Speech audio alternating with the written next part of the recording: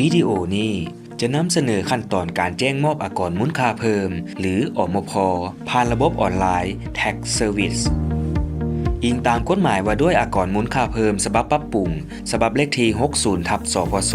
ลงวันที่ 28 มิถุนายน 2024 มีรายละเอียดดังลุ่มนี้ขั้นตอนที่ 1 ล็อกอินผ่านระบบ taxservice.mob.gov.la ด้วย User และ Password แล้วเลือกประเภทอากรมูลค่าเพิ่ม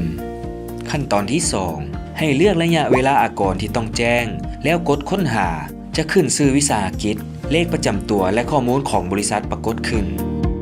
ขั้นตอนที่ 3 ระบบจะปรากฏหน้าตาของห้องข้อมูลที่ต้องการคือ 1. ส่วนออก 2. ส่วนเข้าภายใน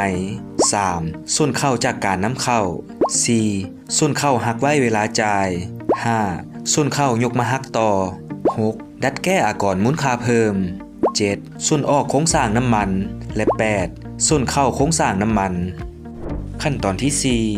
4 1. ส่วนออกสำหรับส่วนออกกรณีที่ทานนำไส้ใบเก็บเงินอิเล็กทรอนิกส์ที่มีการเชื่อมต่อเข้าหาระบบ Tax List เพียงแต่ทานกวดคืนเบิง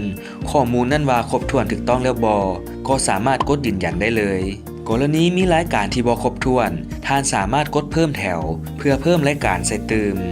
กรณีหากข้อมูลที่เชื่อมต่อมาให้อัตโนมัติหากบ่ถูกต้องท่านสามารถแก้ไขโดยกงใส่ห้องดังกล่าวหรือเลือกหมายในหัวแถวทั้งหมดเพื่อลบออกจากนั้น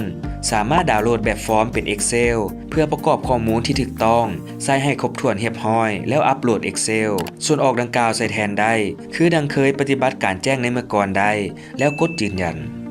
สำหรับส่วนเข้าประกอบมีส่วนเข้าซื้อภายในส่วนเข้าจากการนำเข้าส่วนเข้าจากการหักเวลาจ่ายและส่วนเข้าจากอากรมูลค่าเพิ่มยกมาหักต่อของเดือนผ่านมาระบบจะลิงก์อัตโนมัติให้เข้าไปกวดเบิงความถูกต้องแล้วกดยืนยันส่วนเข้าภายในหมายถึงส่วนเข้าจากการซื้อภายในประเทศของวิสาหกิจกรณีซื้อจากวิสาหกิจที่เชื่อมต่อมาหาระบบ Tax List แม้นระบบจะดึงอัตโนมัติมาให้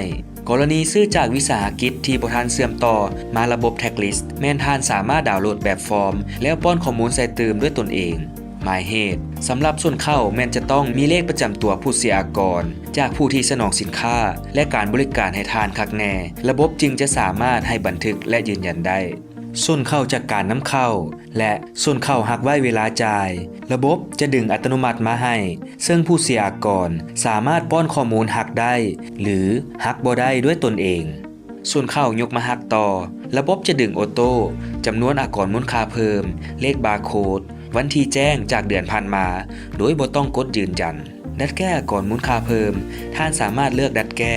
ตามกรณีที่เกิดขึ้นเบื้องส่วนออกเลือกเอาใบเก็บเงินป้อนข้อมูลเลขทีวันทีมูลค่าเก็บตัวจริงใส่